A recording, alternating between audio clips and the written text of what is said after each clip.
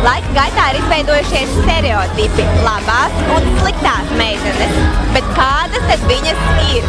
Šoreiz dosimies noskaidrot, kādas tad ir tās sliktās meitenes un vai puišiem viņas patīk vairāk par labajām.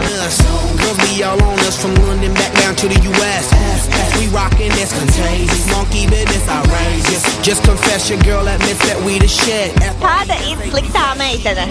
Sliktā meitene ir, viņa ir melnimāti, viņa ir apmēram zaļas acis. Sliktā meitene ir ļoti, teikšu tā, ar skatienu mēģina nogalināt. Droši vien tā diezgan vaļīga meitene ar īsiem tādiem svarciņiem un labi redzamām krūtīm. Vai tev ir bijusi kāda sliktā meitene? Man? Nē. Tev kādreiz ir bijusi sliktā meitene? Sliktā meitene, jā. Sliktās meitenes man parasti ir bijušas vienu nakti tikai. Manā gadījumā sliktā meitene tāda, kas ir reibuma stāvoklī. Vairāk labāk patīk, jā. Sliktāks tāds, nekāds vienmēr ir. Ir daudz sliktas meitenes. Ļoti daudz. Tev tieši. Mana draudzene ir slikta meitene. Sliktā meitene tāda, kā lai pasaka, tāda perversa. Labās meitenes noteikti ir uzticīgas, sliktās meitenes noteikti iet un flirtē ar visiem pēc kārtas. Viņai jābūt sliktai. Tas ir kā? Kas raksturīgs viņas uzvedībai?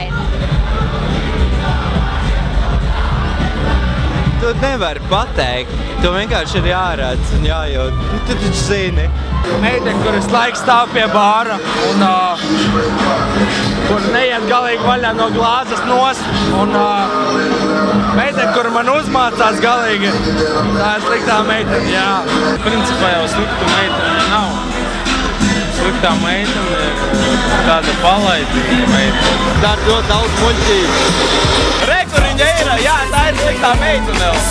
Jau vai ne? Jā, sliktā meitene. Bet sliktās meitenes labāk piesaistās. Bet tā ir, vai ne? Jā.